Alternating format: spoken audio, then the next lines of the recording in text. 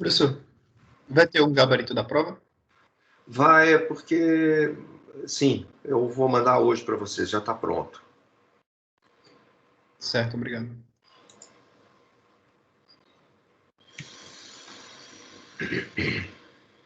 Pessoal, eu tinha até falado que hoje a gente ia voltar no material de Python lá, de classificação, mas eu não consegui mexer nisso no fim de semana e durante a semana é muito difícil. Então, eu vou voltar. Provavelmente eu vou fazer isso na terça da semana que vem. Eu vou ter que adiar essa parte mais prática ligada às árvores de classificação. Eu vou continuar aqui com a parte principal do fluxo do nosso curso, que é a parte de revisão de probabilidade. E lembrando o que a gente já tinha falado antes, probabilidade é um assunto de matemática. A gente já aprendeu como é que ele faz. Ele cria uma coisa que é chamada um espaço de probabilidade, um conjunto omegão com todos os resultados possíveis, e uma função de probabilidade que, de alguma maneira, bem ou mal, difícil ou fácil, facilmente, ou de uma maneira mais difícil, calcula probabilidades de subconjuntos desse ômega. Você faz uma pergunta qualquer e define um evento, e, de alguma forma, você deveria ser capaz de calcular a probabilidade desse evento. Alguns são fáceis, outros são mais difíceis de serem calculados. Já a estatística, data mining, machine learning, são assuntos que lidam com dados. Lembrando aqui, né, lá da primeira aula que a gente viu, probabilidade é um assunto tão próprio da matemática que nem dados ele não precisa de dados. É um assunto puramente teórico, matemático. Já a estatística lida com dados. Uma tabela cheia de números. Claro que tem outras estruturas de dados, mas a gente pode imaginar, e nós vamos, nesse curso, nos concentrar na situação em que a gente tem linhas, que são itens, objetos, indivíduos, e colunas nessa tabela são os atributos medidos nesses itens. E como é que a gente liga esses dois assuntos, probabilidade e estatística? O link é fornecido pelo conceito de variável aleatória. O espaço de probabilidade, ele é a base matemática da probabilidade. O espaço de probabilidade, ele precisa atribuir probabilidade a todo e qualquer evento A contido em ômega. Na verdade, os eventos que estão dentro desse conjunto A aqui, da sigma álgebra e tal, nem sempre essa sigma álgebra tem todo e qualquer conjunto, mas os únicos conjuntos que ficam fora são conjuntos que não podem nem ser expressos exatamente. Qualquer coisa que você possa expressar, qualquer coisa que seja de interesse prático, vai estar dentro desse A aqui. Então, se o ômega for muito complicado, se o conjunto ômega for muito complicado, se ele for muito simples, ok, mas se ele for muito complicado, a gente pode estar interessado apenas em alguns aspectos específicos do experimento aleatório. E as variáveis aleatórias, elas constituem a ferramenta para a gente reduzir o espaço de probabilidades ao mínimo necessário na prática. Elas são características numéricas do fenômeno aleatório que a gente vai estar estudando. Formalmente, a variável aleatória é uma função matemática. Aí tem essa coisa aqui muito técnica chamada mensurável, não importa agora o que é uma função matemática de ômega para R. Então, é qualquer função que sai do conjunto de todos os resultados possíveis e leva a um resultado numérico associado àquele omeguinha. Isso é, a variável aleatória é qualquer função matemática. Vamos lembrar aqui da tabela de dados estatísticos. Nas linhas, a gente tem itens ou indivíduos ou exemplos, diferentes pacientes com câncer de um hospital, diferentes clientes de um banco. Cada linha representa uma diferente realização ou instanciação de elementos omeguinha de ômega. Cada linha representa um elemento do omegão, desculpa. Nas colunas, a gente tem as características ou atributos desses itens, dessas realizações, desses omeguinhas. Diferentes características, por exemplo, o sexo, a idade, estágio do câncer, saldo médio na conta bancária, tempo como correntista. Informalmente, as variáveis aleatórias são as representações matemáticas ou probabilísticas dessas colunas de atributos na tabela de dados estatísticos. Isso de maneira bem informal. Como que é a conexão entre essa tabela de dados e o modelo probabilístico? Então vamos voltar aqui, lembrando assim, pensando num espaço de probabilidade e uma tabela de dados.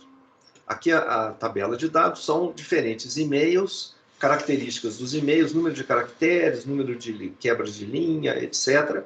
E uma variável também dizendo se ele é spam ou não. Então, tem 50 linhas aqui, umas poucas linhas aqui. O que seria o ômega desse problema? O conjunto de todos os e-mails já recebidos e a receber. Aliás, são exatamente para os e-mails que a gente ainda vai receber que eu quero bolar métodos, quero derivar fórmulas, cálculos, algoritmos aqui. Os que já foram recebidos, já foram recebidos. A matriz, então, ela vai conter apenas a matriz de dados, ela contém apenas uma amostra dos elementos de omegão. Cada linha da tabela corresponde a um elemento distinto de omegão, a um diferente e-mail. Cada coluna representa diferentes características ou medições sobre os e-mails. Existe um conjunto infinito de coisas que você poderia medir sobre os e-mails, alguns irrelevantes, outros relevantes, mas cada coluna aqui representa algumas das características que a gente achou relevantes para o problema que está sendo analisado. Então, em vez de olhar todo o ômega inteiro, todo o e-mail, tudo dele, eu estou medindo algumas características ou aspectos dele, features. Em geral, a gente supõe que os diferentes e-mails, as diferentes linhas, representam eventos independentes uns dos outros. Os e-mails são independentes. Em cada linha, os elementos medem características diferentes do mesmo ômega. Assim, os elementos dentro de uma mesma linha costumam estar associados ou correlacionados. A gente vai ter uma definição mais precisa do que significa correlacionado, mas a ideia é, como dentro de uma linha eu tenho diferentes características do mesmo item, é possível que esses itens estejam amarrados de alguma maneira. Eles estão amarrados pelo menos pelo fato de que estão sendo medidos no mesmo item. Então, os elementos numa coluna da tabela de dados, eles são vistos como diferentes instâncias de uma variável aleatória. Eu vou representar por v.a. variável aleatória. Tá? Eu tenho que escrever isso tantas vezes nesse curso que vou usar essa abreviação. Então, toda variável aleatória, ela pode ser pensada de maneira informal também, a gente vai ver mais formalismo mais para frente, ela pode ser pensada como sendo a combinação de dois componentes. Isso aqui é importante. Você tem duas coisas para caracterizar, quando você pensar numa variável aleatória, para você caracterizar essa variável, você pensa que são duas coisas. Uma variável é composta de dois componentes. De um lado, um conjunto de valores possíveis que estão na reta real. De outro, probabilidades associadas a esses valores que estão nessa lista aqui em cima. Então, as probabilidades, essas probabilidades aqui que estão na linha de baixo, de onde que elas vêm? Elas vêm do modelo de probabilidade que você tem para o conjunto omegão, que muitas vezes nem precisa ser explicitamente apresentado. Isso facilita muito a vida da gente. Em geral, essas variáveis aleatórias elas vão ser representadas por letras maiúsculas, x, y, w, etc., e a gente tem três tipos básicos de dados estatísticos nas tabelas de dados. Dados categóricos ou não numéricos, que podem ser nominais, tais como sexo ou religião do indivíduo, ou ordinais, por exemplo, a resposta a uma pergunta. Você confia muito, pouco ou nada nos membros do Congresso? Então, embora seja categórica a resposta, categoria confia muito, confia pouco, confia nada, existe claramente uma ordem entre essas categorias aqui. Outra possibilidade é você ter dados numéricos discretos. Então, são numéricos, mas eles não são contínuos. Por exemplo, o número de filhos, número de requisições nas últimas 2 horas, um serviço. E você tem, finalmente, dados numéricos contínuos, saldo na conta corrente, temperatura, índice de inflação. Esses dados, então, esses 3 tipos de dados, eles são representados por 2 tipos de variáveis aleatórias. Os dados categóricos e os numéricos discretos, esses 2 aqui, eles são representados por variáveis aleatórias discretas, enquanto que os dados numéricos contínuos são para dados numéricos contínuos.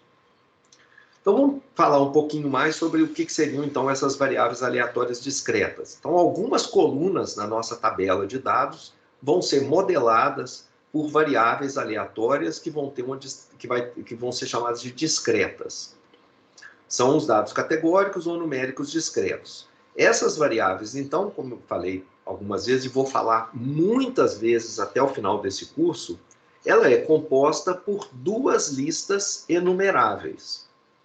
Uma lista de valores possíveis para a variável. Como elas são dados categóricos ou numéricos discretos, você vai ter uma lista aqui, que pode ser, muitas vezes vai ser finita, né? Um conjunto de valores finitos que a variável pode assumir, ou às vezes infinitos, por exemplo, pode ser qualquer número inteiro, 0, 1, 2, 3, 4, 5, 6, mas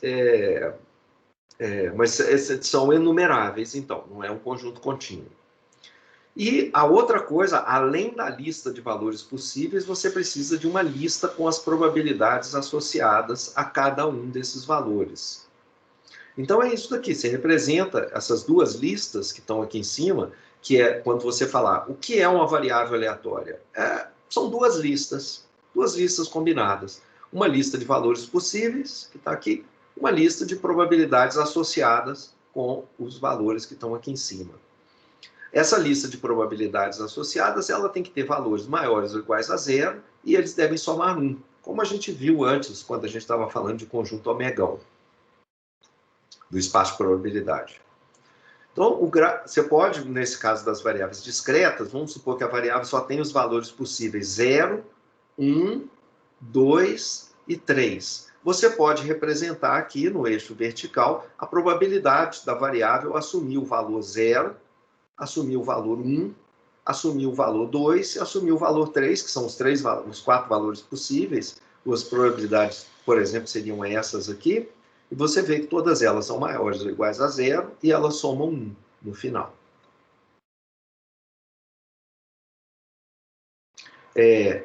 Essa função de probabilidade aqui, quer dizer, que é a função, que é a probabilidade da variável aleatória assumir o valor xi, onde xi é um dos elementos da lista de valores possíveis, essa função, ela é uma função do xi aqui, né?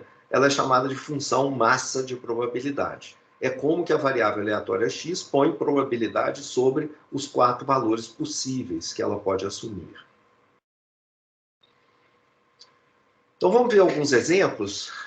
A aula de hoje é toda sobre variáveis aleatórias discretas. Na próxima aula, a gente fala sobre as contínuas. Uma coluna da tabela de dados, ela pode indicar o sexo de um indivíduo escolhido de uma população. Arbitrariamente, a gente vai associar o valor numérico 0 para a categoria masculina e o valor numérico 1 para a feminina. A variável aleatória precisa ter valor numérico associado. Se o valor for categórico, como aqui, masculino, feminino, e não tem número associado, a gente coloca valores arbitrários, numéricos arbitrários para essas categorias. Então, a gente vai representar o seguinte: quando eu tiver um indivíduo escolhido, a omeguinha é um indivíduo inteiro. X de ômega é o sexo do indivíduo ômega que foi escolhido.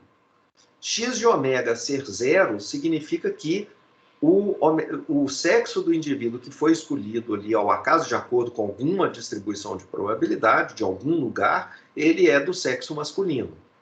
E X de ômega ser 1 significa que esse indivíduo ômega escolhido, o X dele, quer dizer, o sexo dele foi 1, que é feminino.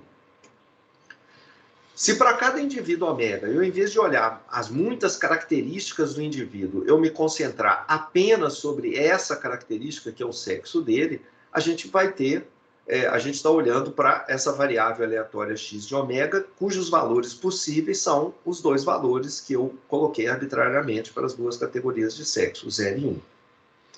Para terminar a especificação dessa variável aleatória, a gente precisa especificar a lista de probabilidades associadas aos valores aqui, 0 e 1. Ou seja, eu preciso dar um valor para a chance do sexo do indivíduo ser 0. Nesse caso que eu estou atribuindo o valor 0,35, e o x igual a 1 é outro valor que eu vou atribuir para outra categoria possível. Tem que ser 1 menos a de cima, porque só tem dois valores para essa variável, ou ela é 0 ou ela é 1. Então, ou o x é 0 ou o x é 1. Então, 0,35 e 0,65 aqui. De onde vieram essas probabilidades? Bom, isso vai depender do problema específico que você está analisando. Então, isso aqui poderia ser, por exemplo, sei lá, restos fósseis num certo sítio arqueológico, e eu sei que esse tipo de sítio arqueológico tem a presença muito maior de um dos sexos do que os outros, e historicamente eu já analisei vários desses sítios e vi que mais ou menos a chance de encontrar um indivíduo do sexo masculino é menor, 0,35, do que do sexo feminino, nos locais lá onde eu acho esses restos arqueológicos, por alguma razão. Tá? Então, isso essa atribuição aqui viria ou da experiência empírica ou de alguma teoria que você tenha. O resto do nosso curso é exatamente tentando descobrir essas probabilidades. Tá? Na aula de hoje, eu vou atribuir probabilidades arbitrariamente aqui. No resto do curso, a gente vai ficar estudando o tempo inteiro como descobrir quem são essas probabilidades em várias situações bem mais complicadas do que essas que a gente está vendo aqui. Aqui mais um exemplo, num posto de gasolina, a gente monitora a cada 5 minutos, durante as horas de pico, o uso das 4 bombas de abastecimento de veículos. De 5 em 5 minutos, eu anoto o número de bombas em uso. Então, naquele instante, entre os instantes eu não vejo. Tá? Eu vejo no instante, a cada 5 minutos tem uma coleta lá que marca exatamente quais são as bombas que estão em uso naquele instante. Então, os itens ou instâncias aqui são os diferentes instantes de tempo. Os dados, eles são numéricos, discretos, e em cada instante pode ser 0 bombas em uso, 1 bomba em uso, 2 bombas em uso, 3 em uso ou 4 em uso. Observa que eu não estou, por exemplo, anotando qual bomba está em uso, apenas o número total de bombas que está em uso. Então, seja omeguinha um dos instantes de tempo, x de ômega é esse número de bombas em uso. É preciso também especificar as probabilidades de cada valor possível para x. Então, uma variável aleatória, ela só está completamente especificada depois que você disser quais são os valores possíveis dela, no nosso caso aqui, esses 5 valores, e embaixo colocar alguma atribuição de probabilidade válida. O que é uma atribuição válida? São probabilidades maiores ou iguais a 0 e que somam 1. Numa rede social, a gente imagina isso que está escolhendo N usuários, que são os vértices dessa rede social. Você está escolhendo esses N usuários ao acaso. Na verdade, não é fácil você ter... não é simples você pensar como é que você escolhe indivíduos do Twitter ao acaso. Não é muito simples, ao acaso significando indivíduos com a mesma probabilidade. Um indivíduo que nunca posta nada, como é que você acha ele se você não está sentado no Twitter? Né? Se você é funcionário do Twitter, é fácil, você tem acesso aos dados. Mas se você não está, você só está observando uma rede, isso aqui é difícil. Mas vamos ignorar isso por enquanto, vamos imaginar que a gente, de alguma maneira, nós somos um funcionário do Facebook, trabalho no Facebook, então tem acesso à rede, posso escolher usuários vértices ao acaso. E conto o número de arestas incidentes de cada um desses usuários que eu escolhi. São os seguidores. Os itens ou instâncias são os diferentes usuários. Os dados, eles são numéricos discretos, porque é o número de seguidores que o indivíduo tem, pode ser 0 seguidor, 1 seguidor, 2 seguidores, 3, etc. E não tem um limite máximo natural. Quer dizer, na verdade, o limite máximo natural seria o tamanho total máximo da rede de Facebook. Todo mundo o cara segue todo mundo. Aliás, ele é seguido por todo mundo da rede. Mas como esse limite, muitas vezes, ele não é conhecido, ele muda ao longo do tempo, o melhor é a gente simplesmente definir que qualquer número natural pode ser um valor para esse número de seguidores. Mas como assim qualquer número? Eu não posso colocar um número muito maior do que a população da Terra como seguidor? Não tem problema, a gente vai controlar isso na segunda coisa que compõe uma variável aleatória, que é a lista de probabilidades. Eu vou deixar a lista de valores possíveis ser infinito, mas eu vou fazer com que valores estupidamente grandes tenham uma probabilidade insignificante. Então, eu vou colocar aqui, omeguinha é um dos usuários, x de ômega é o seu número de seguidores, o x de ômega, então, está aqui nessa lista de valores possíveis, esses são os valores que esse x de ômega pode assumir, claramente é uma lista enumerável, infinita, mas enumerável, tá? Já está até numerada aqui, né? Os números naturais, e a gente especifica as probabilidades, sem explicar muito bem de onde que eu vou tirar isso, eu estou colocando as probabilidades aqui. É uma lista infinita de valores também, que é maior ou igual a zero e que soma 1. A gente vai ver daqui a pouco modelos que são usados, por exemplo, para essas redes sociais, como Pareto e outras, que colocam distribuições sobre todos os números naturais. Mais um exemplozinho. Pergunta-se a uma amostra de indivíduos, que são as instâncias, qual é a sua religião. Católica, protestante, sem religião, outras religiões cristãs, espírita e outras. Essas são as opções possíveis. São 6 categorias para a resposta de cada indivíduo e, claramente, essas variáveis não são numéricas e não têm uma ordenação. Não tem uma forma natural de ordenar essas opções de resposta. Então, eu vou representar essa coluna de dados com uma variável aleatória x. X é uma função de ômega para R. Ômega é o conjunto de todos os indivíduos dessa população de onde eu estou tirando a minha amostra. Podem ser, inclusive, indivíduos que ainda vão aparecer na minha população e que não estão nem presentes nesse instante na população. E, arbitrariamente, eu vou associar um número a cada categoria da resposta.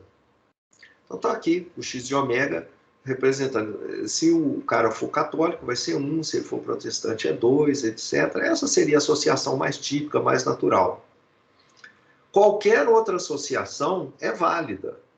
Essa associação que eu estou fazendo aqui, ela é completamente arbitrária. Eu podia, por exemplo, fazer uma permutação desses valores aqui entre essas linhas. Então, ser católico, na verdade, vai valer 4, ser espírita vai valer 2, etc. Não tem absolutamente nenhum significado semântico esses números que estão aqui. Eu não devo somar indivíduos, subtrair. Por exemplo, eu podia ter definido desse jeito aqui. São simplesmente labels para as categorias que eu estou usando. Ou rótulos, né? Labels ou rótulos. Vamos voltar aqui à especificação anterior. Então, eu tenho 6 categorias possíveis. Eu vou representar pelo jeito natural, né? Então, 1 se é católico, 2 se é protestante, etc. E, para completar a especificação, a gente precisa também declarar as probabilidades que são associadas com cada categoria de religião, ou cada valor possível da variável aleatória. Por exemplo, usando os dados do IBGE, estou usando os dados da década de 80, eu não tenho dados mais recentes, ao escolher um indivíduo ao acaso da população brasileira, a gente tem essas probabilidades aqui. Para católicos, 75% da população naquela época, protestante, 15%, sem religião, 7%, etc. Esses números que estão aqui embaixo, eles são maiores ou iguais a 0 e somam 1. Então, a atribuição de probabilidade a cada valor possível de uma variável aleatória x, ela é consequência das probabilidades que estão definidas no espaço de probabilidade mais geral. Por exemplo, se você lançar uma moeda 6 vezes, C igual a cara e C tio igual a coroa, então aqui o conjunto de possibilidades é o conjunto de valores possíveis no ômega. Então, ele tem 36 elementos e a probabilidade de cada um desses indivíduos é fácil de calcular, porque os lançamentos são os lançamentos são independentes, né? Uma moeda, probabilidades iguais, etc. Qualquer lançamento é tão provável quanto qualquer outro, então 1 sobre 36 é a probabilidade de cada um deles. Vamos supor que você não está interessado na ordem em que os resultados aparecem. Se aparece cara primeiro, coroa, etc. Não, só no número total de caras que aparecem nos lançamentos. Então a gente pode focar numa versão reduzida do espaço de probabilidade. A gente define o x de ômega como sendo o número de Cs em ômega, número de caras em ômega. Então está aqui para cada uma daquelas listas, né, lista de 6 caras ou coroas, eu vou associar um número x de ômega, que é o número de Cs nessa listinha de 6 elementos, omeguinha. Então, os valores possíveis para essa variável é 0, 1, 2, 3 até 6, são os números de caras que podem ter na sequência. Cada um desses valores possíveis possui uma probabilidade. E essa probabilidade, em vez de tirar ela da minha cabeça, dado que ela está aqui, nesse experimento, a moeda é honesta, ela tem probabilidade meio de ser cara, meio de ser coroa. Cada um desses valores possíveis aqui de cima, ele vai ser induzido pela probabilidade que estava em cima do omegão, aquela que dá probabilidade 1 sobre 36 para todo mundo. Então, uma proposição acerca do valor em R de uma variável aleatória, ele determina um evento em ômega, no conjunto atrás, lá no omegão.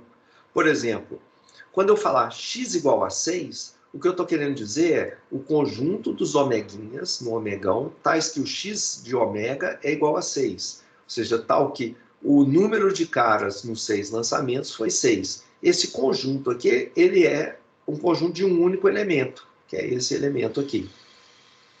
Se a gente falar no evento x igual a 5, eu estou falando no conjunto dos ômegas pertencentes ao espaço amostral, das sequências de 6 caras ou coroas, tais que o número de caras é igual a 5. E esse conjunto é formado por essas sequências. E assim por diante, você pode achar todos os outros conjuntos. Mais notação ainda, a gente também escreve assim, x maior ou igual a 5 é o conjunto dos ômegas, dos omeguinhas dentro do omegão, tais que o x de omeguinha, ele é maior ou igual a 5. Então, são os conjuntos com 5 caras ou 6 caras.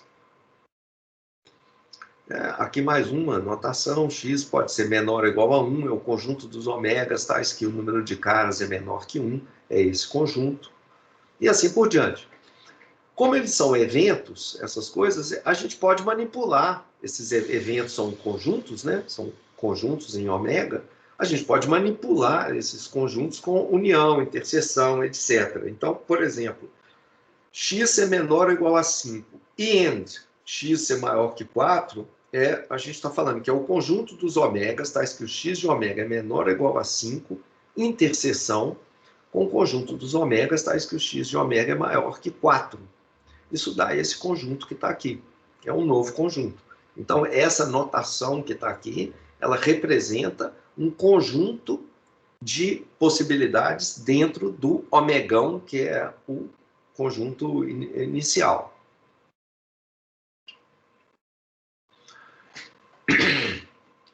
A gente tem ainda uma função importante quando a gente está tratando com variáveis aleatórias, que é a função distribuição acumulada de probabilidade da variável aleatória.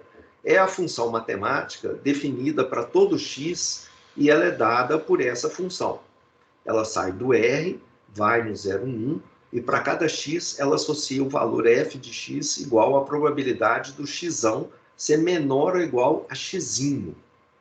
Aqui a gente já começa a encontrar a notação de variáveis aleatórias, e ela começa a ficar confusa, complicada. Quer dizer, o fzão é uma função acumulada, aí você tem aqui um x maiúsculo, um x minúsculo, tudo isso está aqui cuidadosamente colocado. São símbolos que representam coisas diferentes. Esse xão aqui ele não podia virar xinho, esse outro aqui não pode virar xão. Tem todo... Então, vamos tentar estudar isso aqui com um pouquinho mais de cuidado, porque é uma sutileza que... Não sutileza, né? Mas são alguns detalhes que vão valer a pena a gente saber mais para frente. Essa função acumulada, ela é uma função muito simples. Ela não tem nenhuma informação adicional além daquela que está representada na lista de probabilidades. Lembra que a gente está falando só de variável aleatória discreta? Então, eu tenho uma lista de valores possíveis, números possíveis, e a lista de probabilidades embaixo. Essa função que está aqui, ela não tem nenhuma informação além do que está nessa lista aqui. Então, para que a gente está definindo? Né? Para que complicar isso aqui? Uma definição que a gente não está nem entendendo muito bem ainda. Ela é muito importante, tanto na teoria quanto na prática da análise de dados, essa função. Então, por causa disso, a gente vai estudar ela com cuidado. Vou começar calculando essa f de x num caso bem particular, para a gente ter uma noção um pouco melhor do que significa essa função. Vamos supor que eu tenho uma variável aleatória discreta, x, que assume os valores possíveis 0, 1, 2 e 3. E tem certas probabilidades associadas com cada um desses números aqui possíveis e que estão representados aqui embaixo. Observa aqui na minha notação, eu estou representando P, a probabilidade de um evento. O evento é o x ser igual a k. O que significa isso, x igual a k? Significa, é o conjunto dos omeguinhas, tais que o x desse omeguinha, quando eu calculei o atributo nesse omeguinha, eu encontrei o valor k, onde k é um desses 4 aqui. Por exemplo, encontrei o valor 2. Então, o P de 2, esse P2 aqui, é a probabilidade de selecionar um indivíduo do grupo lá da população de interesse e encontrar o x dele igual a 2. Essa probabilidade é 0,4. O que a gente vai fazer agora é calcular esse f de x. E você vai ver que a única coisa que a gente vai fazer é estar expressando essas duas listas de um jeito diferente. Eu vou começar calculando essa função para alguns dos valores de x. Então, vou começar calculando essa função. Isso aqui é uma função do xzinho. Esse xzinho aqui, por isso que eu estou usando até aqui em cima, k, para você não confundir. Esse x aqui é qualquer número real. Deixa eu voltar aqui na anotação. A minha f é uma função que pega um número da reta de menos infinito a mais infinito e leva a um número entre 0 e 1, que vai ser uma probabilidade.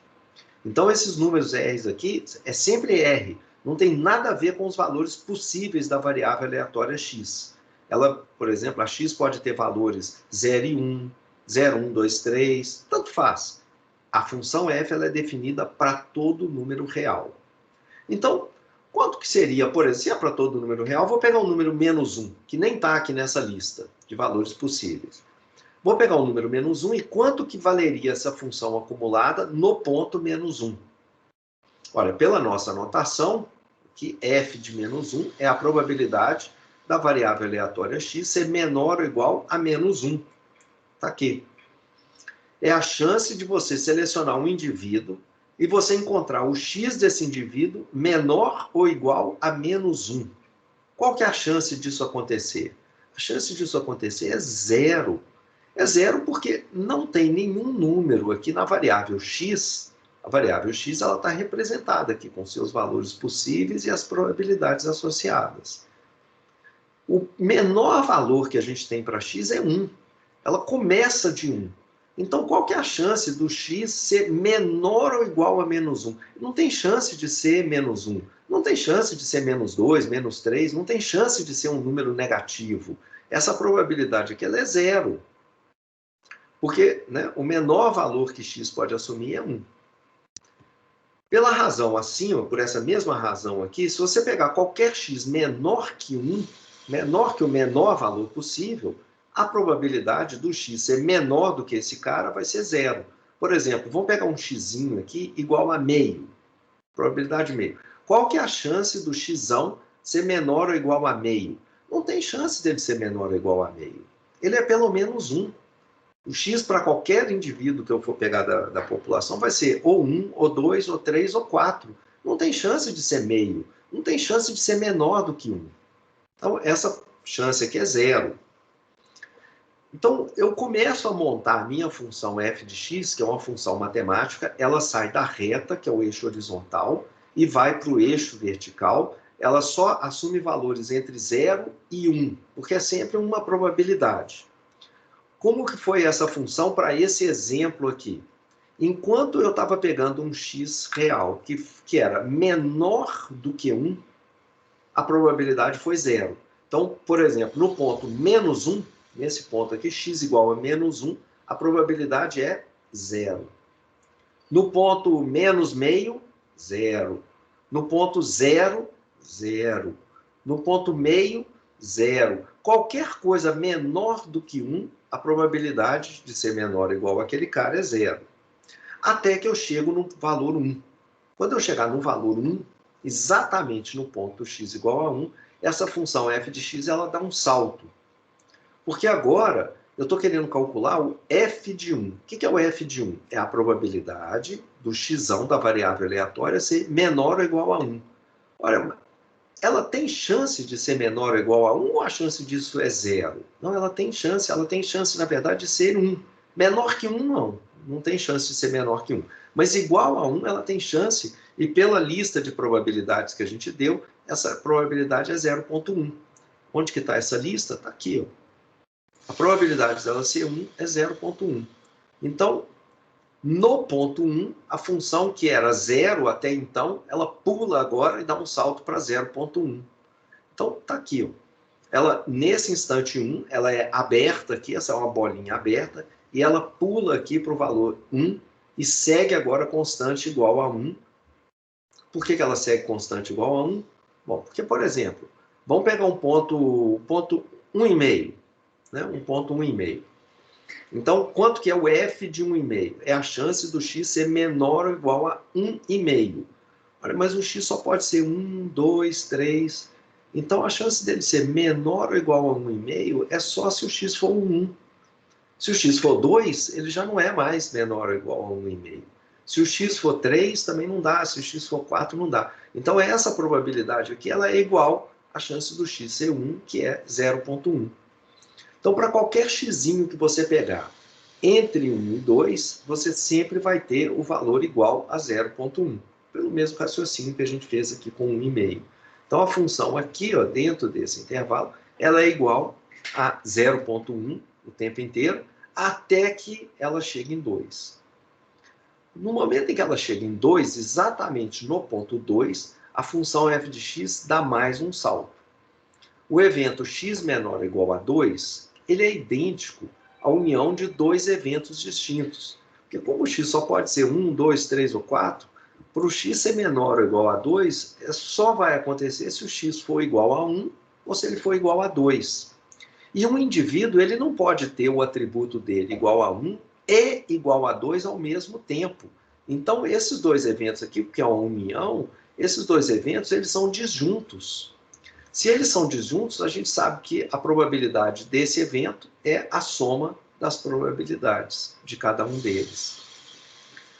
Então, se você está querendo calcular o f de 2, que é a probabilidade do x ser menor ou igual a 2, vai ser a probabilidade do x ser igual a 1 mais a probabilidade do x ser igual a 2. Quer dizer, esse x menor ou igual a 2 é isso aqui, que por sua vez é isso aqui. Então, a probabilidade de x menor ou igual a 2 é essa probabilidade, que é igual a essa probabilidade da união. A probabilidade da união é a soma das probabilidades. Que vai ser, olhando lá na tabela lá atrás, o primeiro, P de 1 era 0,1, o outro agora é 0,5. Então, isso dá 0,5 aqui o resultado. Então, a gente tem... Peraí, cadê? Aqui. Então, a gente teve aqui igual a 0. Nesse período aqui, pulou para 0,1, ficou constante até 0,1, até que chegou em 2, pula. Esse salto aqui é de 0,4. A probabilidade de ser menor ou igual a qualquer um desses x's aqui é a probabilidade de ser 1 ou 2, que vai ser a probabilidade de ser 1, 0,1, essa altura desse salto aqui, mais a probabilidade de ser 2, que é a altura desse salto, que é 0,4. Então, essa soma dos dois dá 0,5, que é a altura da função aqui nesse instante. Então, se a gente continuar dessa forma, a gente vê que o x, essa função f de x, ela vai dar saltos em x igual a 3 e x igual a 4. A altura do salto num desses inteiros é exatamente igual à probabilidade dele acontecer. Desculpe. Quando a gente escolhe um valor x maior que todos os pontos possíveis de x, a gente vai ter um f de x igual a 1. Por exemplo, se eu escolher um... Lembra que no meu exemplo aqui, os valores eram 1, 2, 3 e 4. Esses eram os valores possíveis que o x poderia assumir. Se eu escolher x igual a 4,5, então, qual que é a função f no ponto 4,5? Essa função f tem que estar definida para tudo quanto é número na reta real, de menos infinito a mais infinito. Então, pegando esse número 4,5, que é maior do que todos os valores possíveis dele, a probabilidade, qual que é a chance do x ser menor ou igual a 4,5? É 1, porque ele sempre vai ser menor ou igual a 4,5, porque no máximo ele é 4. Ele não tem como ser maior que 4. Então, o gráfico completo da função f de x é esse que está aqui.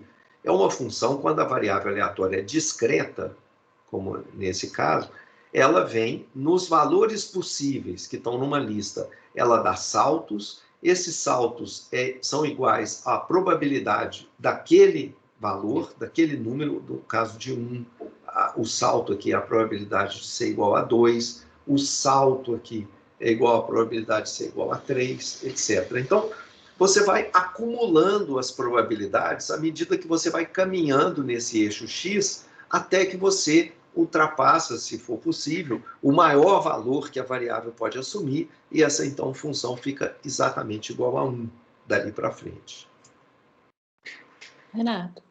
Fala. Essa função, no caso, então, eu sempre vou perguntar se é menor, se eu falar que é igual, por exemplo, se eu perguntar se é igual a meio, a 1,5, por exemplo.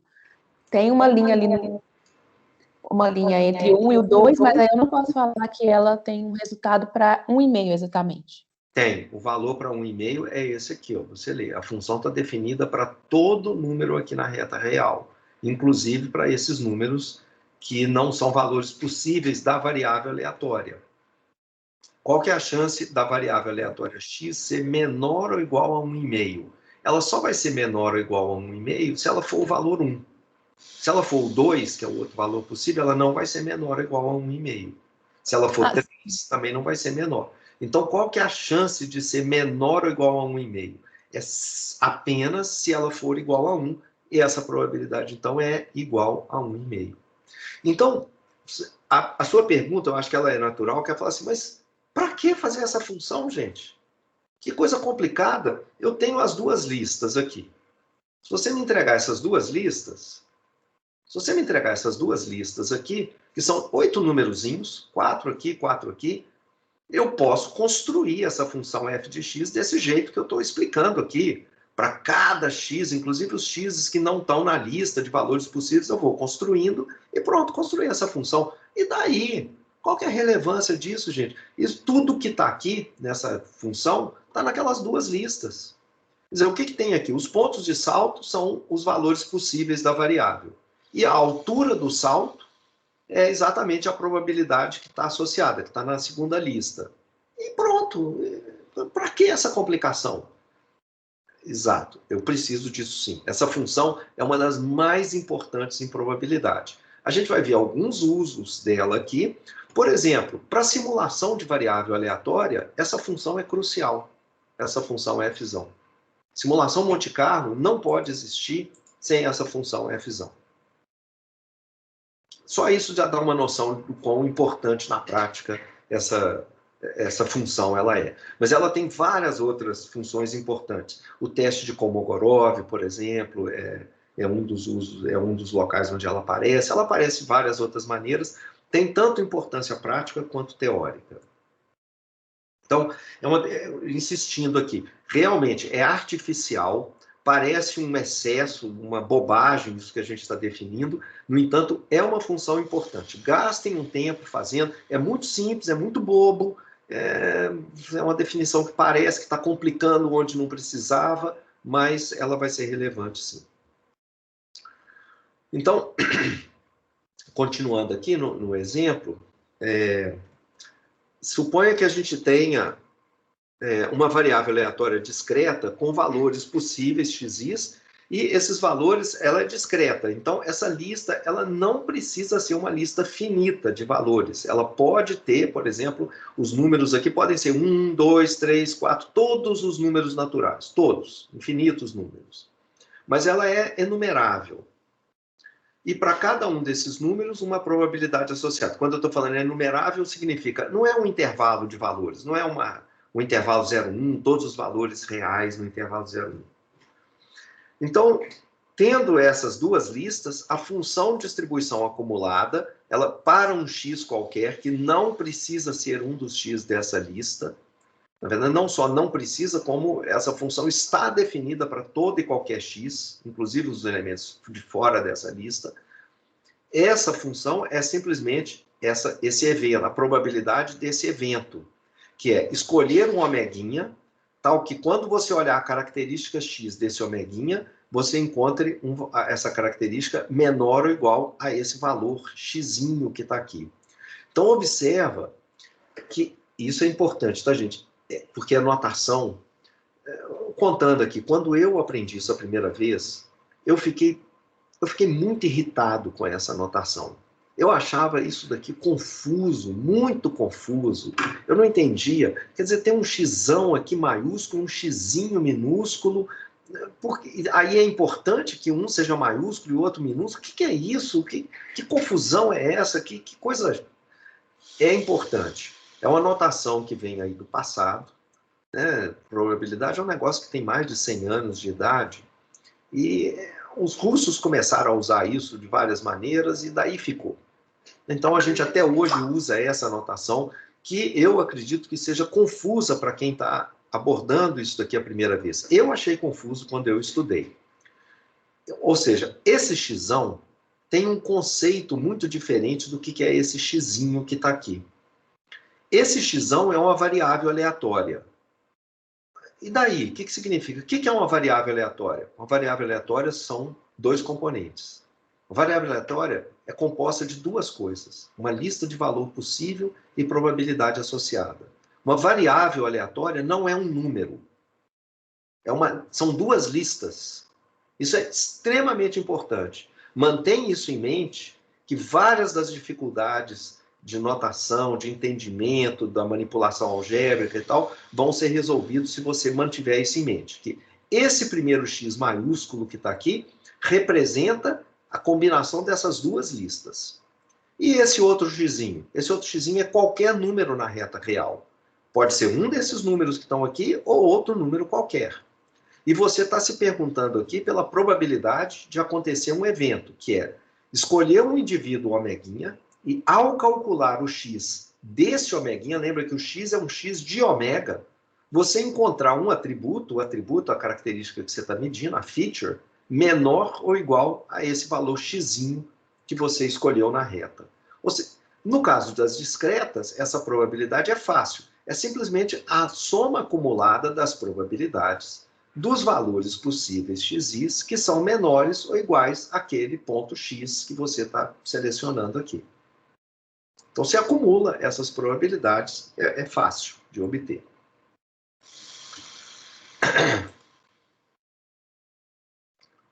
Ok. Nós vamos agora definir, daqui a pouco a gente já vai ver vários modelos dessas variáveis, as variáveis mais conhecidas, binomial, Poisson, etc. Mas antes de chegar lá, deixa eu só fazer mais uma definição aqui de valor esperado de uma variável aleatória que é discreta. O que é o valor esperado de uma variável aleatória discreta? É a soma dos seus valores possíveis ponderados pelas suas probabilidades respectivas. Então, suponha que você tem uma variável aleatória com esses valores possíveis e essas probabilidades. O que é a esperança da variável aleatória x? É esse número que está aqui. Esse número você pega cada um dos valores possíveis, multiplica pela probabilidade associada e vai somando isso. Multiplica esses dois e soma com o produto desses dois aqui, do x2 vezes o p de x2, o x3 vezes o p de x3, etc. E soma sobre toda a lista aqui. Isso é o valor esperado. Esse valor esperado, como vocês estão vendo, como ele vem dessas listas aqui, dessas duas listas, ele é um valor totalmente teórico. Você não precisa de dados para fazer isso daqui. Se você me entregar, olha, a variável ela tem 3 valores possíveis, então aqui as 3 probabilidades associadas, você não precisa de dado, você precisa dessa descrição desse modelo probabilístico. Você me dá isso e eu faço a soma ponderada dessas coisas aqui. Então, eu não preciso de nenhum, em princípio, né? Claro que várias vezes a gente vai usar dados estatísticos para ter uma ideia do EDX, mas a gente volta nisso daqui a pouco. Em princípio, esse EDX é um valor puramente teórico, matemático, associado com aquela distribuição de probabilidade da variável aleatória x, ou seja, com as duas listas de valores.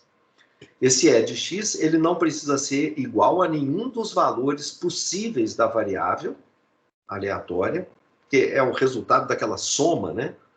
Mas se é assim, qual que é o significado prático, empírico, desse número EDX? Como é que a gente pode interpretar esse número na prática? Vamos supor que a gente tem uma variável discreta com valores possíveis xis e com essas probabilidades associadas aqui. Então, em princípio, eu posso ir lá e fazer uma conta, pegar cada um desses x, multiplicar por essas probabilidades e somar, e obter o valor E de x, esse valor teórico aqui. Agora, imagine que a gente fez um experimento qualquer e a gente conseguiu uma enorme amostra de N grande, Nzão é um número bem grande, de instâncias independentes de x. Então, eu estou medindo o número de seguidores de usuários no número de pessoas que um indivíduo escolhido ao acaso no Instagram segue. Então, eu consegui aqui uma amostra de 300 mil indivíduos escolhidos ao acaso do Instagram. Esse Nzão, então, é 300 mil. Isso aqui agora é dado estatístico. Tá? Isso aqui agora é dado. Eu coletei uma amostra de dados, peguei 300 mil indivíduos. Se eu pegar indivíduos diferentes, é possível que eu vou obter números diferentes. Então, peguei essa amostra de 300 mil indivíduos e olhei quantas vezes na amostra o XI apareceu. Vamos imaginar que XI significa 13 indivíduos. Eu estou seguindo 13 indivíduos no Instagram.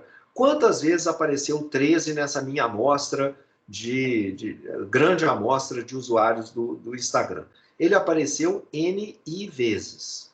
Isso aqui, esse NI, em princípio, é um número empírico, dado estatístico. Não preciso saber matemática, não preciso saber probabilidade para ir lá e coletar esses dados e verificar que o xi igual a 13 seguidores apareceu NI vezes, um certo número de vezes.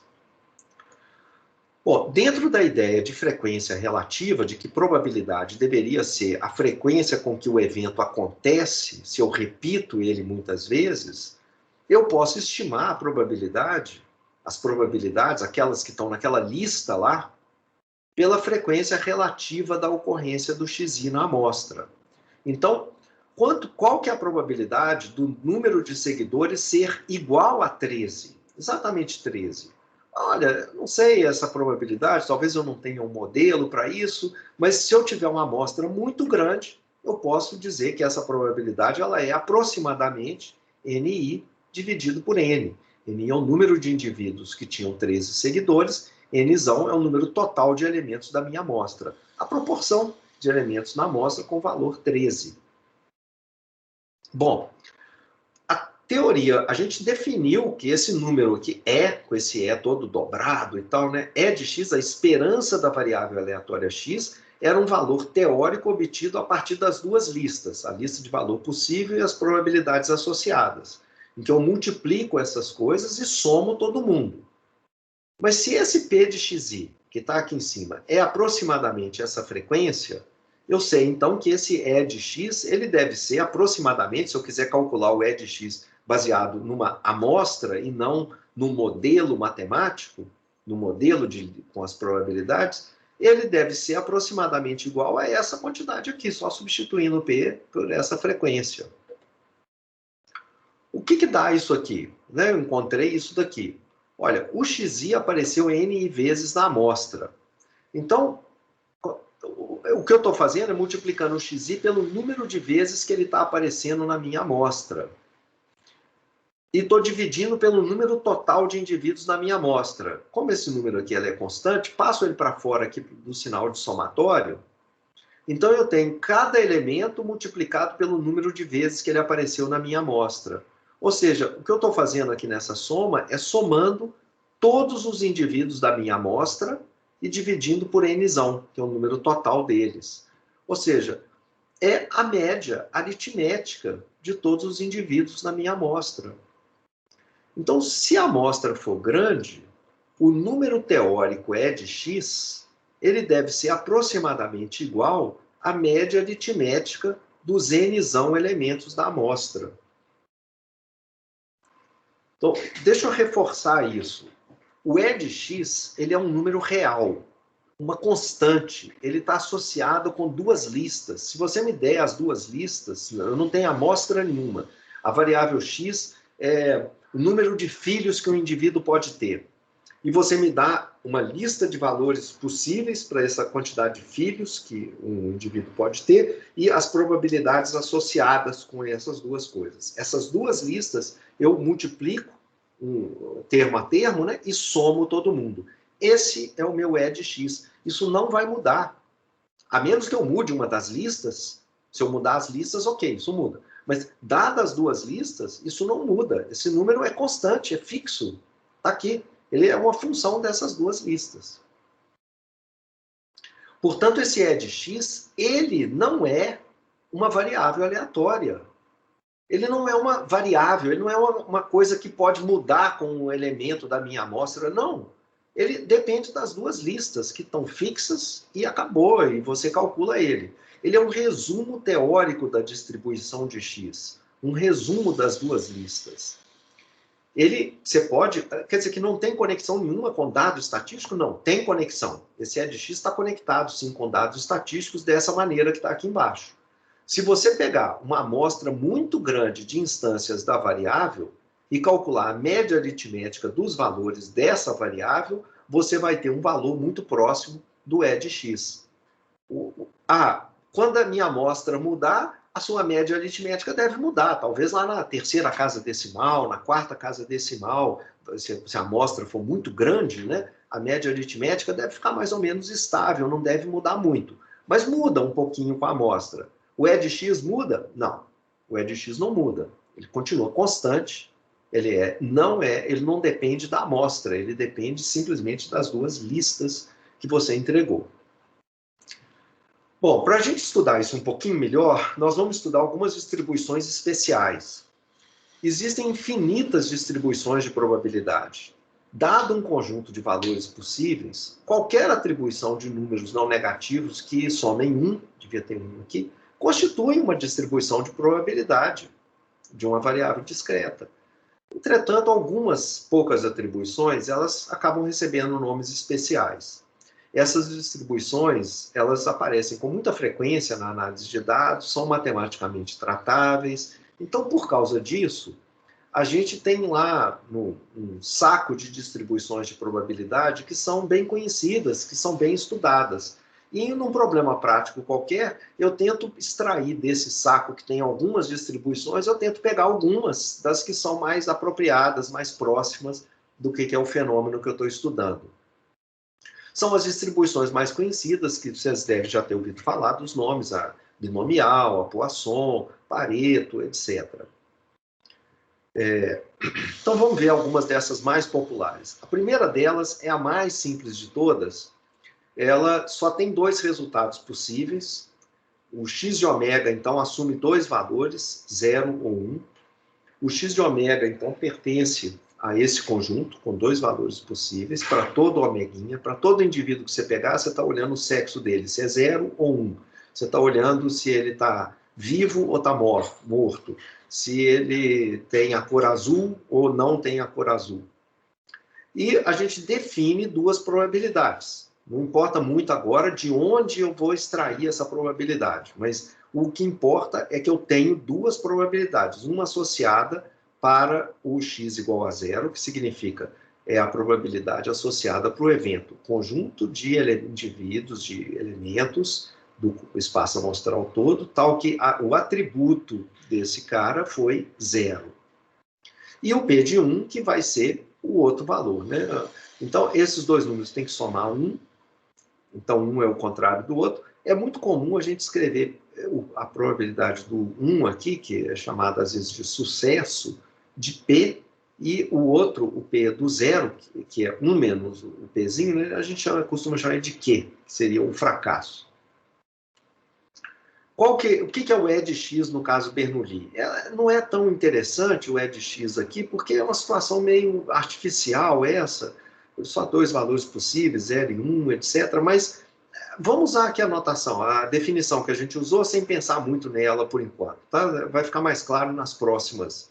Então, nas próximas variáveis, isso vai ficar melhor, o E de X. Mas se a gente tem, então, o sucesso com probabilidade P e o fracasso com probabilidade Q, o E de X é 1, que é um dos valores possíveis, vezes a chance dele ocorrer, mais o outro valor possível, vezes a chance dele ocorrer, que dá P. Aqui esse cara vai se cancelar, né? E a gente vai ter simplesmente P. Então, E de X é P. Observa que o E de X não é nenhum dos dois valores possíveis de X, não foi nem 0, nem 1. É, na verdade, o Pzinho, que é a probabilidade de sucesso.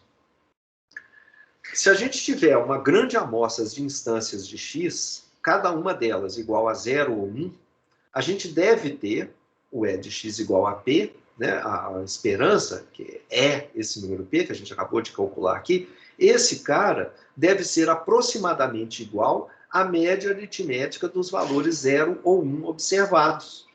Então, se você tem lá uma coluna da sua tabela de dados, a sua tabela é bem comprida, tem muito dado, e uma dessas colunas tem valores zeros e uns, é uma variável binária, só pode ser ou 0 ou 1.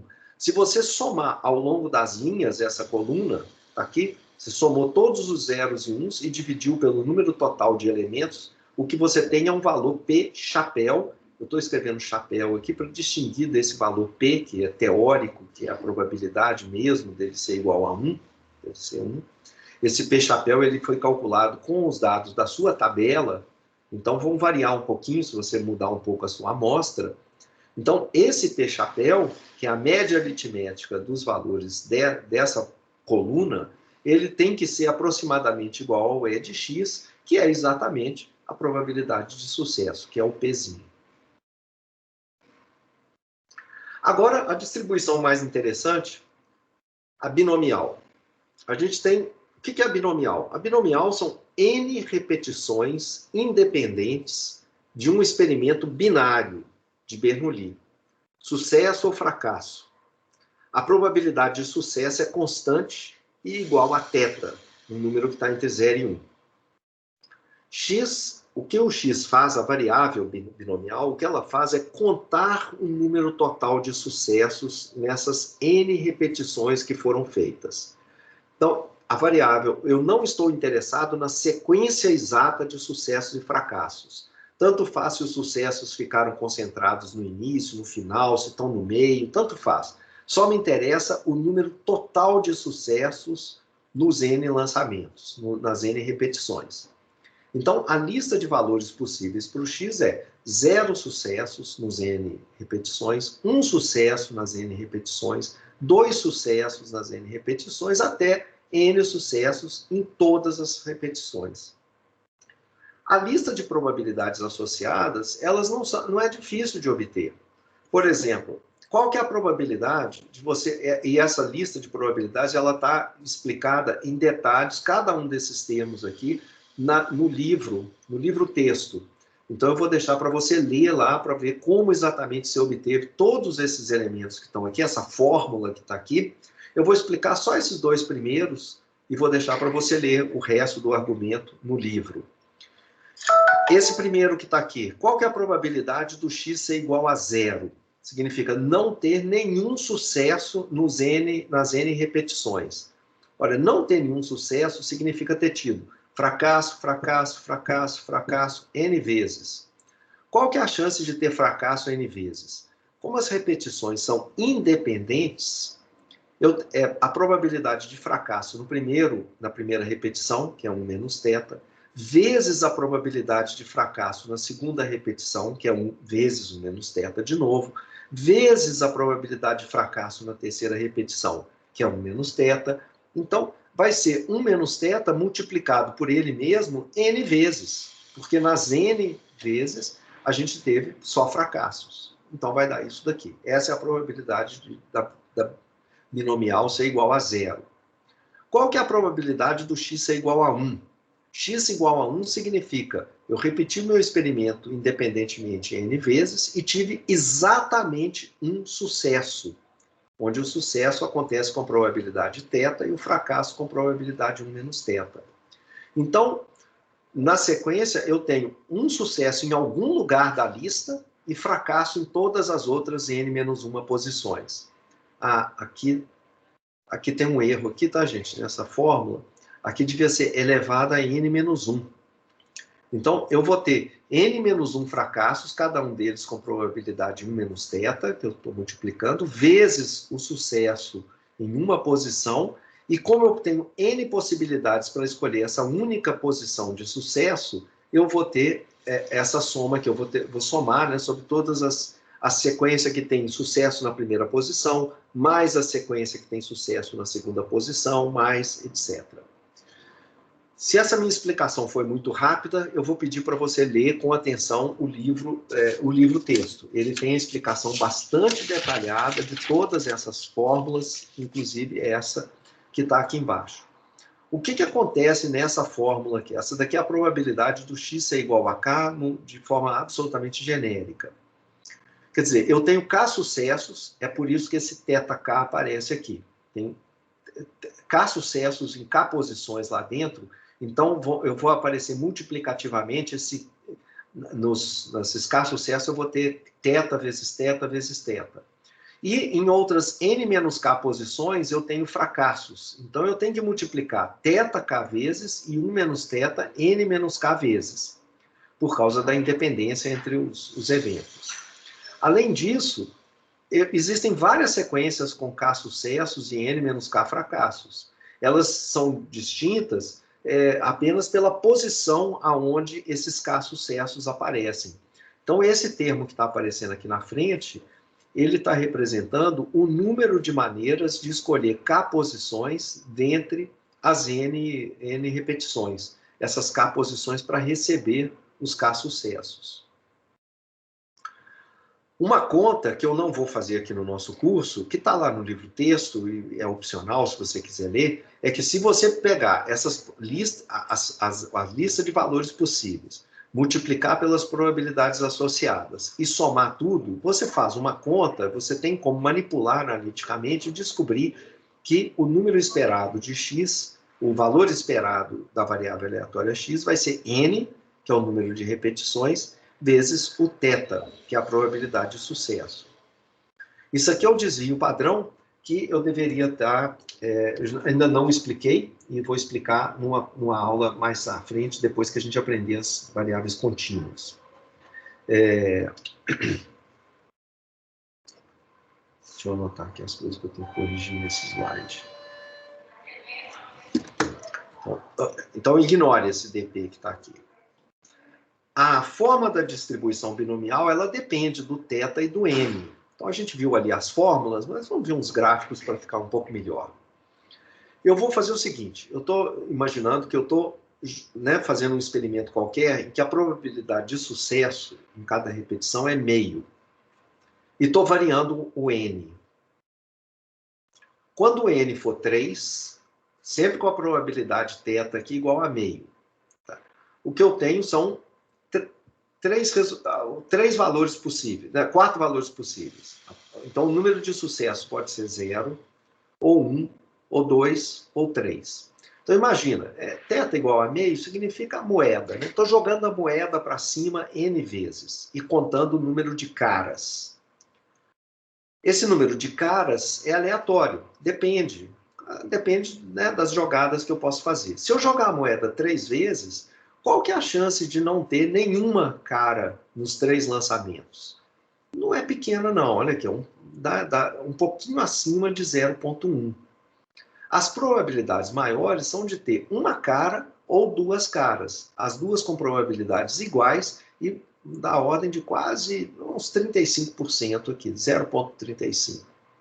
E essa última aqui, a probabilidade de ser igual a 3, parece que é simétrica em relação a 0, né? Simétrica em relação ao centro aqui, e ela é um pouquinho acima de 0,1. O que acontece se eu lançar a moeda 6 vezes? Se eu lançar ela 6 vezes, sempre com probabilidade θ igual a meio, eu tenho agora, tem chance da moeda ter 0 sucessos. Tá aqui. A probabilidade agora ela não é mais 0,1. Não é alta como antes. Porque eu estou lançando a moeda várias vezes, é razoável que pelo menos uma vez apareça um sucesso. A chance de não aparecer nenhum sucesso é esse número que está aqui, que é bem menor do que 0,1. Está bem mais aqui embaixo. Qual que é a maior probabilidade? A maior probabilidade é 0, 1, 2, 3. É de ser exatamente 3, que é a metade aqui. É 6 vezes meio, né? 6 dividido por 2. 3 é que tem a maior chance e é uma chance acima de 0,30.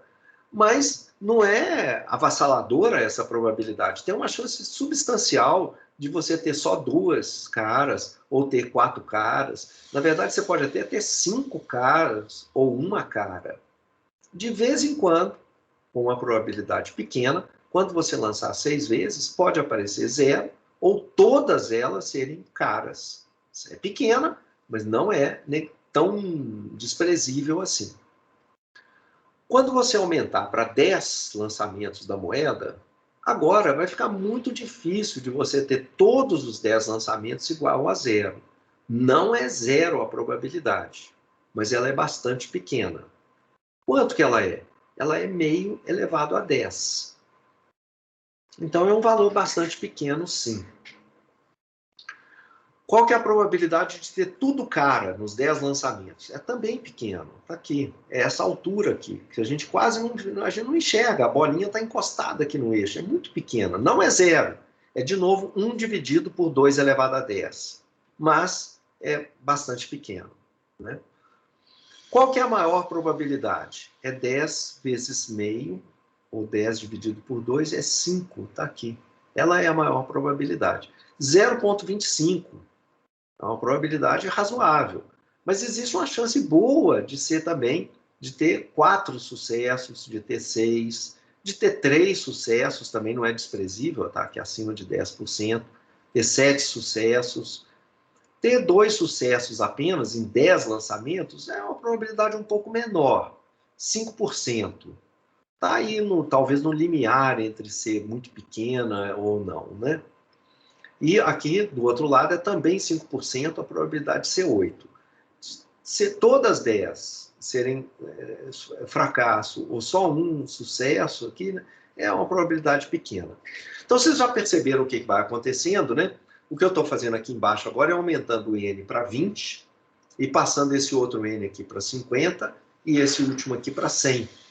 Então, o que a gente vê é que, observa que eu estou fazendo aqui esses 4 gráficos aqui, o eixo vai de 0 a 20.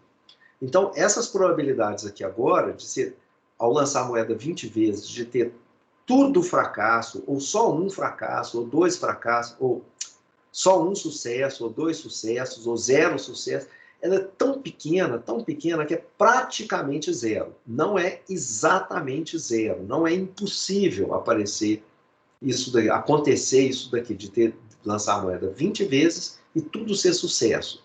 Mas é altamente improvável. Não é impossível, é improvável.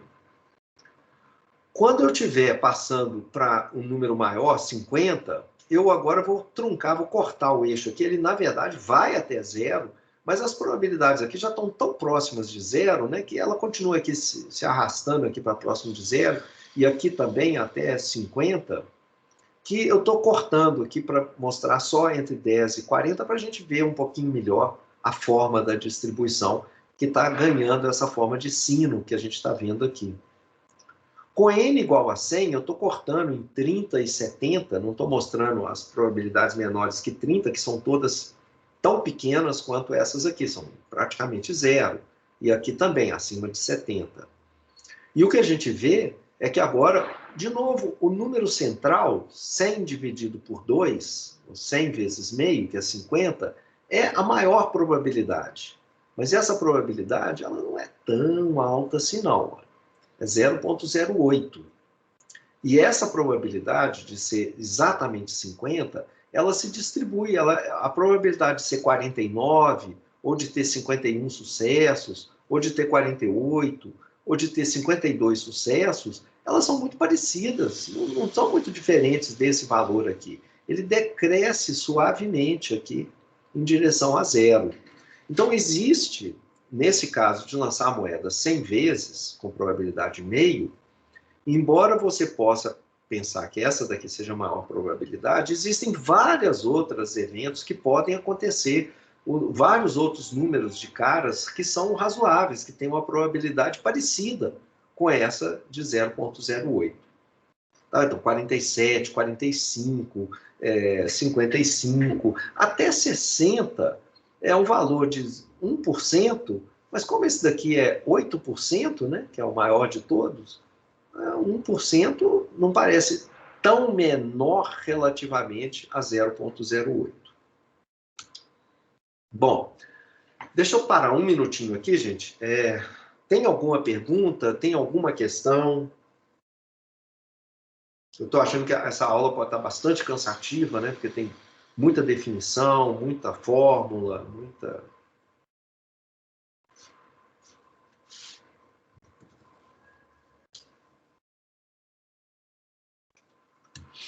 Bom, então vamos tentar terminar aqui. Eu agora estou fazendo um cálculo um pouquinho diferente, usando θ igual a 0,1 e variando n. Olha só, agora a situação é diferente. Não é mais uma moeda honesta, uma moeda com θ igual a meio. Eu estou observando algum evento, eu estou observando repetições de um experimento. Em cada um desses experimentos pode aparecer sucesso ou fracasso.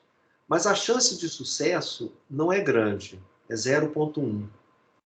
Não é desprezível, né? Não é muito pequena, é 10% de chance apenas. E eu estou repetindo o experimento. Nós vamos olhar agora qual que é a cara dessa distribuição quando eu olho e repito o experimento N vezes e conto o número de sucessos, o que eu posso esperar, quais são os valores razoáveis, quais são os valores possíveis são sempre fáceis, 0, 1, 2, 3 até N. 0 sucessos até tudo sucesso. Mas eu quero ver quais são os mais razoáveis, quais são os mais prováveis, quais são os menos prováveis. Então, vou começar de novo aqui com n igual a 3. Então, estou repetindo o experimento 3 vezes. Em cada vez tem apenas uma chance de 10% de sucesso. Qual que é a chance de repetir ele 3 vezes e encontrar 0 sucessos? Olha, é bastante alta, né? 70% de probabilidade, você vai encontrar 0 sucessos quando você repetir ele 3 vezes, porque a chance de cada sucesso é só 10%. O que acontece? Deixa eu acompanhar o número 0 aqui. 0 sucessos em N repetições, quando eu deixo a probabilidade fixa em 0,1. Deixa eu acompanhar o que acontece quando eu aumentar o número de vezes que eu repito. Vou passar agora para 6 vezes. A probabilidade que era aqui mais ou menos quase 0,7, ela agora diminuiu, a probabilidade de 0, diminuiu para mais ou menos 0,5. Então, de novo, mais ou menos metade das vezes que eu fizer o experimento de lançar a moeda 6 vezes, essa moeda que tem só uma probabilidade só de 10% de ter sucesso, se eu repetir o experimento 6 vezes, em metade deles, um pouco mais da metade, eu posso esperar não ver nenhum sucesso. Tudo fracasso. E se eu continuar aumentando? Bom, se eu continuar aumentando, provavelmente pelo menos um sucesso você deve ver. Quer dizer, a chance de ter 0 sucessos deve diminuir. Vamos ver como é que ela diminui. Quando eu passar de 6 para 10, estou repetindo agora 10 vezes o experimento, a chance de sucesso é só 0,1. Qual que é a probabilidade de tudo ser zero? É 0,35, ainda é alta. E se eu aumentar para 20 vezes, não vai acontecer pelo menos um sucesso, não? Olha aqui, a probabilidade de ser zero, ela fica um pouco acima de 0,10. Da ordem aqui de 12%, 13%, por aí. Quando você lançar, repetir esse experimento 50 vezes, o experimento em que o sucesso em cada um deles é 10%, a chance de você ter nesses 50 tudo zero, tudo fracasso, agora sim ficou bastante pequena. E se você faz 100 vezes, ela fica extremamente pequena. Então, realmente, parece que se você tem uma probabilidade 0,1 e você não quer ver tudo sendo fracasso, você vê pelo menos um desses sucessos mais raros aqui acontecer, você não pode repetir o experimento só 20 vezes, não. Você vai correr um risco, uma chance aqui de 12%, 13% de não enxergar nenhum sucesso no final da sua lista de 20 repetições. Se você não quer ver, você quer ver pelo menos um sucesso, é bom você fazer pelo menos 50 vezes isso daqui. Porque aí 50 vezes, a probabilidade de ter tudo zero, tudo fracasso, é bastante pequena. 100 vezes vai tornar isso mais pequeno ainda. Então, observa que, diferente aqui da situação em que quando o θ era meio, essa coisa aqui ia caminhando rapidamente para ficar, com 50, já estava com essa forma de sino, bem simétrica, bonitinha, com 20 aqui, tá bonitinha, simétrica, na forma de uma curva de sino. Aqui, a gente vai fazendo, você vai aumentando, a distribuição ainda está concentrada aqui no zero, quer dizer, está concentrada em poucos sucessos, e ela só vai se espalhando mais à medida que você faz muitas repetições. Quando você estiver fazendo 100 repetições, tendo uma chance de sucesso de 0,1 em cada um deles, olha o que você mais... O evento que tem maior probabilidade é 10, exatamente 10% de 100. Então, você pode esperar observar alguma coisa em torno de 10. Mas como assim em torno de 10? Até onde? Olha, 9 é razoável. 11 também é. 8 também tem uma probabilidade alta, quase tão alta quanto 10. Também é razoável você ver 7, você ver qual que é esse outro? 10, 11, 12, né? 13, 14, 15, 16, todos esses são valores razoáveis. Aqui já talvez a gente pudesse parar por aqui. Quer dizer, a maior parte das vezes a gente deve estar vendo um valor em torno de 10, indo de mais ou menos de 5 até 15. Mas dificilmente ele seria acima de 15, dificilmente ficaria abaixo de 5. Bom, agora deixa eu explicar uns 2 exemplos usando cálculos de probabilidade. Veja que isso que eu estou fazendo aqui não tem nada a ver com dado estatístico, não coletei amostra nenhuma. Imagine que a gente saiba, por estudos anteriores veterinários, que uma certa doença num gado, ela acontece com uma incidência de 25%. Então, quando o gado está doente, quando aquela doença afeta o gado ali, mais ou menos 1/4 do meu rebanho, ele fica doente. Essa é a taxa de ocorrência da doença. E aí eu estou testando uma vacina recentemente descoberta e eu quero verificar se ela é eficaz ou não. Eu injeto essa vacina em N animais que são sadios. Como é que eu avalio o resultado? Para cada animal, eu espero um tempo, deixo o gado ficar lá exposto à doença, né? E vou olhar depois dele ser exposto à doença, se a incidência ficou em torno de 25%. Se ela ficar muito abaixo de 25%, isso deveria ser um resultado legal, bacana, indicando que a vacina foi eficaz.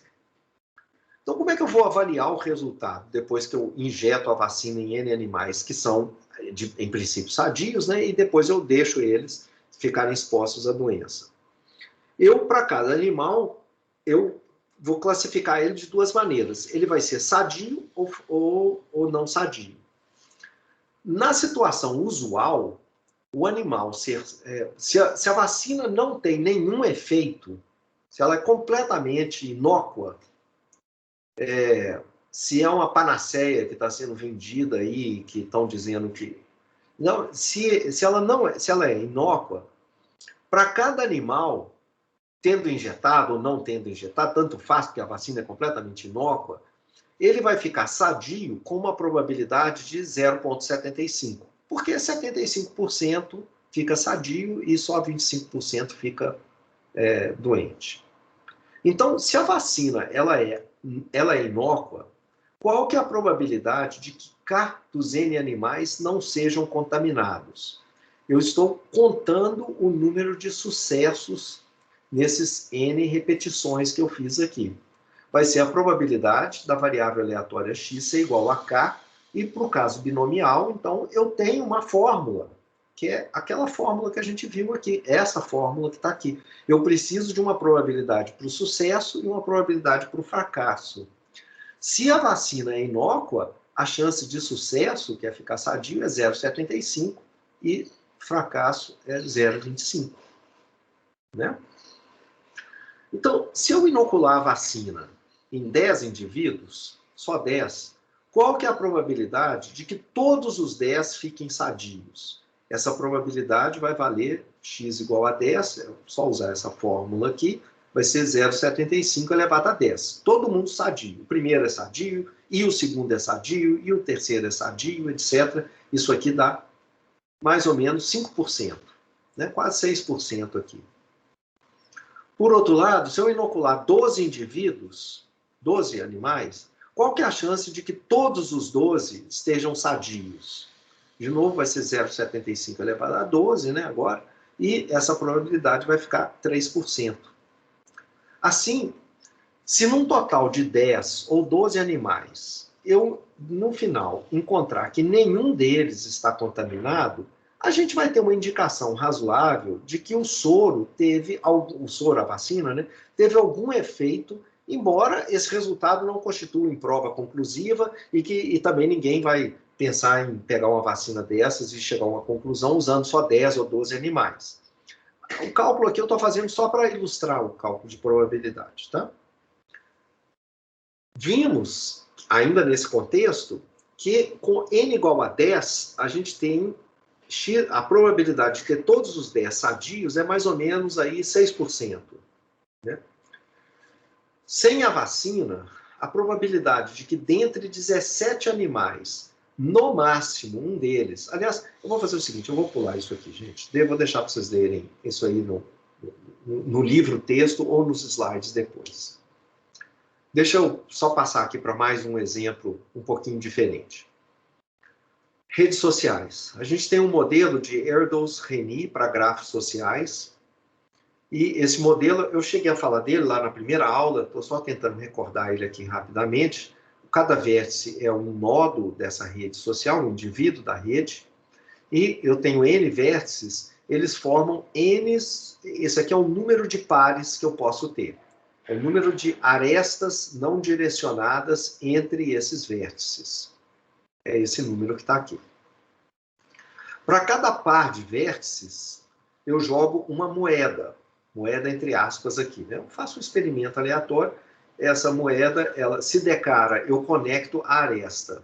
É aquele par de indivíduos. Observe, para cada par de vértices, eu jogo uma moeda. Só que essa moeda, a probabilidade de dar cara é θ. Esse θ não precisa ser meio, não, tá? Então, é só uma noção aqui, é uma moeda desonesta, digamos assim. Então, é um valor θ que provavelmente eu vou querer fazer exatamente estudar o que vai acontecer se eu trocar esse θ aqui, se eu mudar o valor desse θ. Nesse modelo de Erdos-Renyi, a moeda, essa moeda aqui, ela é lançada independentemente. Então, para cada par, eu lanço a moeda de novo. Então, o que acontece com um par de vértices não afeta em nada o que vai acontecer com os outros pares de vértices. Fixa um vértice qualquer. Então, pega um indivíduo da rede. Vamos chamar de Y o número de conexões que ele tem. o número de conexões, de arestas não direcionadas que eu criei com esse modelo muito bobinho de grafo social. Esse aqui é o modelo básico, tá? Para começar a construir grafos sociais. Então, se você fixar um vértice, restaram n-1 outros vértices.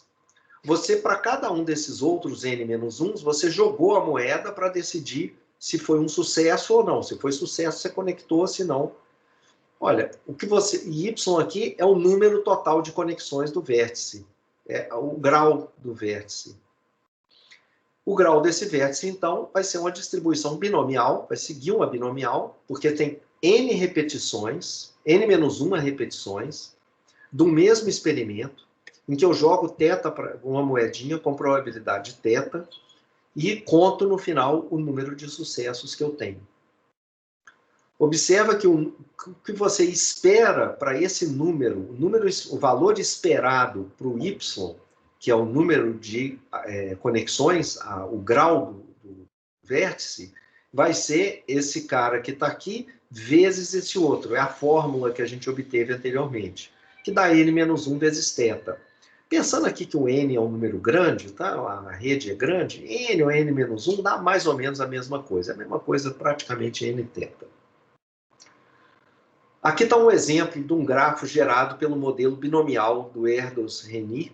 Eu tenho 100 indivíduos. Para cada par de vértices, como esse par aqui, ou esse par, ou esse par, para cada par, eu jogo uma moedinha para cima para decidir se ele vai ser conectado ou não.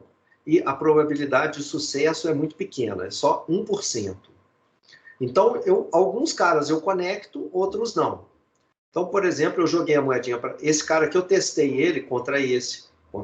Esses dois acabou conectando. Mas eu testei esse cara, se eu conecto ele com esse aqui também. Conecto com esse daqui, conecto com esse. Vocês vejam que esse cara aqui, no final das contas, de todos os 99 outros pontinhos que estão aqui, esse indivíduo se conectou apenas com 3. Com esse e com esse aqui.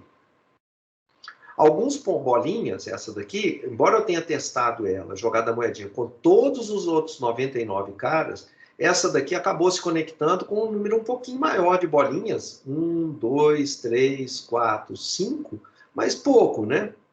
Pouco, não muito. Observa que o número esperado de conexões é 100 vezes 0,01, que é 1, né? 100 vezes 1 sobre 100.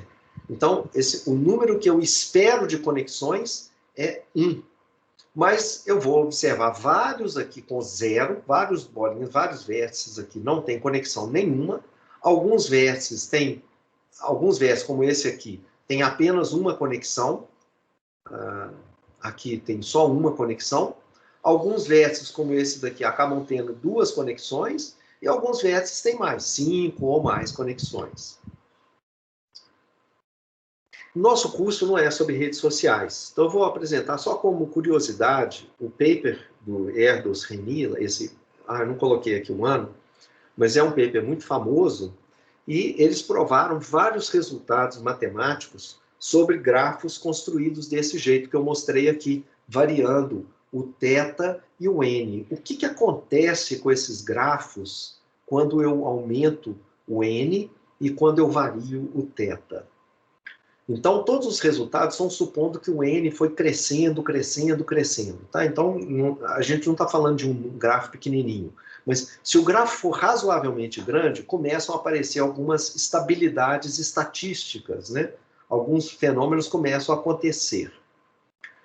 Nθ é o número esperado de vizinhos de um vértice qualquer. Nθ. Eles encontraram o seguinte... Se o nθ, lembra que aqui, no nosso caso, o nθ era igual a 1, que é um n aqui vezes esse cara, ficou exatamente igual a 1. Se eu aumentar esse θ um pouquinho, vamos supor que em vez de n eu tenho um número muito grande, aqui eu tenho agora 10.000 pontinhos, né? E faço o θ, em vez de ser 1 sobre 10.000, eu faço o θ ser um pouquinho maior, de maneira que o produto nθ fique maior do que 1. Por exemplo, aqui se fosse 100, né? E aqui 0,01, vamos imaginar que eu passo aqui para 2, 0,02, 2%. um pouquinho maior do que 0,01. Então, o que acontece se eu deixo o n-teta ser maior do que 1, estritamente maior do que 1? O grafo que vai ser formado, isso aqui é um grafo. O grafo que vai ser formado, ele vai ter um componente gigante da ordem de n, e o componente gigante tem uma definição precisa. Meu tempo já está acabando, gente, eu só tenho mais 2 minutos, não vou gastar o tempo falando disso. Quem quiser ler isso daqui com detalhes, dê uma olhada lá no livro-texto. Mas, basicamente, o componente gigante significa é um componente que é da mesma ordem, o mesmo big O de n. Tá? Então, se nzão aqui é 100, é big O de n também. É da mesma... É o big O que vocês aprenderam lá em análise de algoritmo. Então, vai ter um componente gigante da ordem de n, e o segundo componente gigante, o segundo maior componente conectado que vai aparecer, ele vai ser, o tamanho é pequeno, é da ordem de log n, o segundo maior.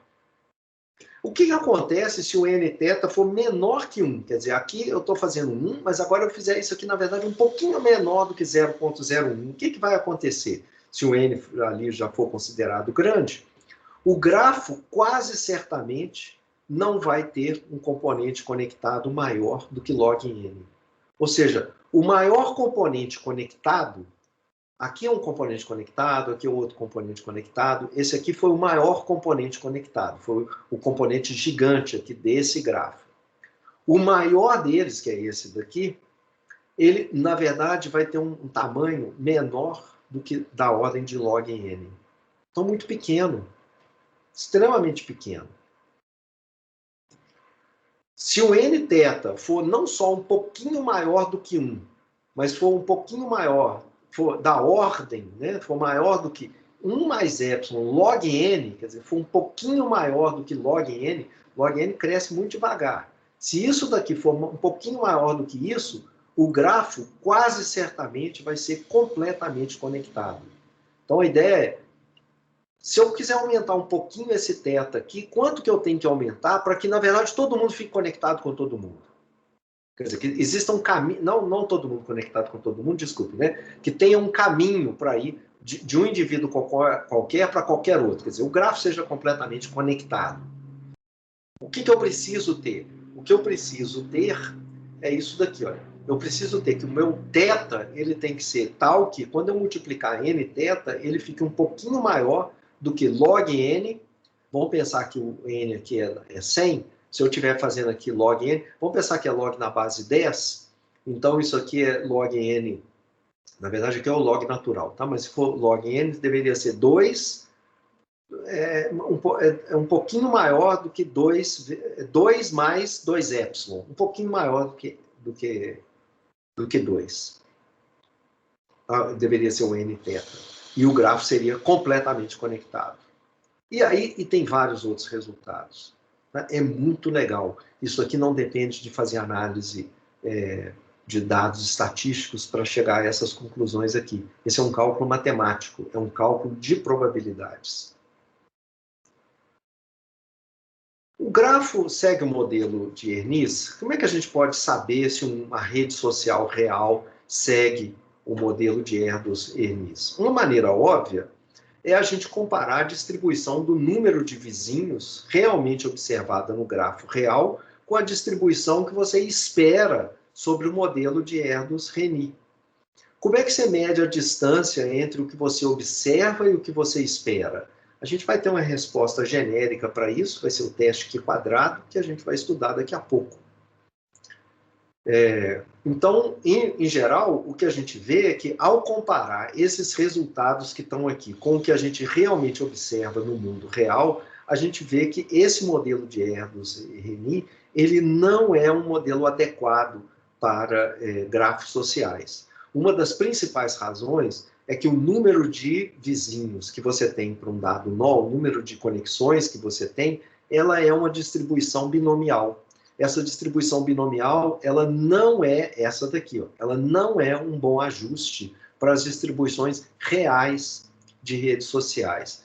O que são essas distribuições reais? a gente vai aprender 2 aulas mais para frente, a distribuição de Pareto e distribuições de cauda pesada. Ok, gente, por hoje é só. Foi uma aula, eu não sei se vocês cansaram, mas eu fiquei exausto aqui no final. E não teve pergunta nenhuma. Tem alguma pergunta agora?